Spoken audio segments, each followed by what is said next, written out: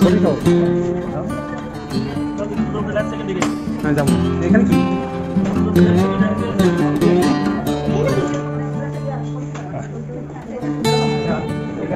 ভিতরে যেটা একটু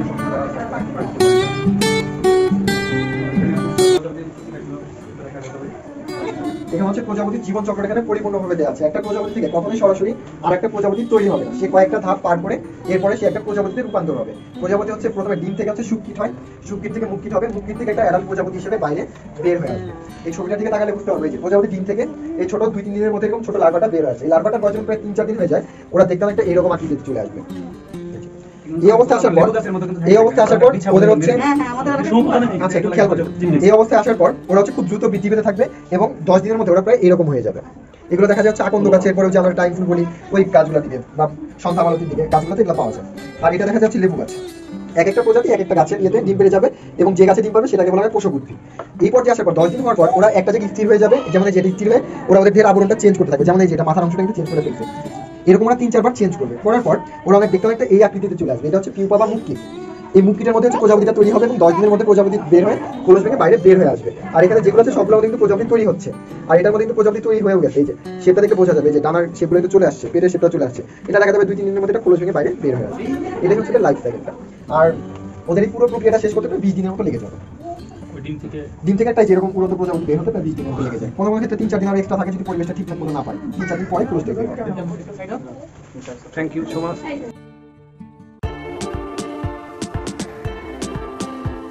মূল আকর্ষণটা তো কখনো বুঝতেছি না, গাড়িতে যাবো সেই জন্য। এই যে বড় প্রজাপতি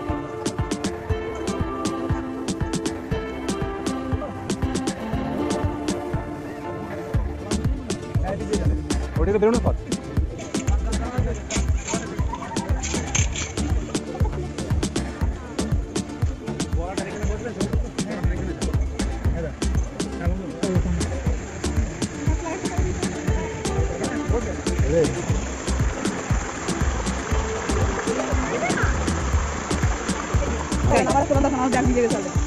কিভাবে বসতে হবে, তুমি বসতে হবে, তুমি বসো, তুমি বসো, এই ফেরো।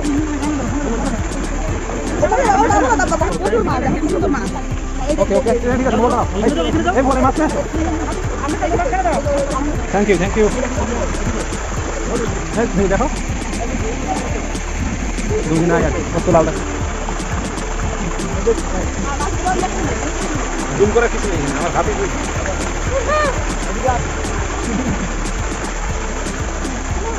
চলো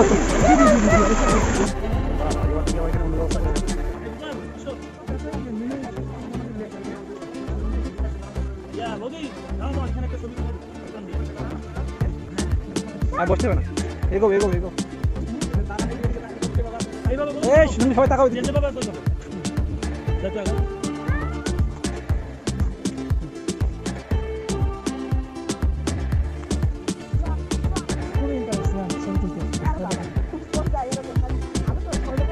ওই যে প্রজাপতির মাঝখানে মুখ দিতে হবে।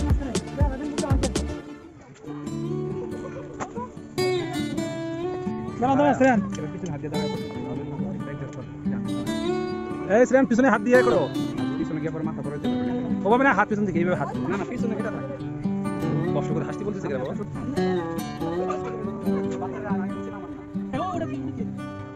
সামনে পিছনে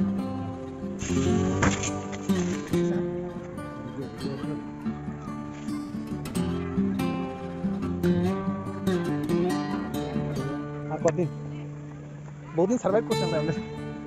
ঠিক আছে প্রায় কাছাকাছি।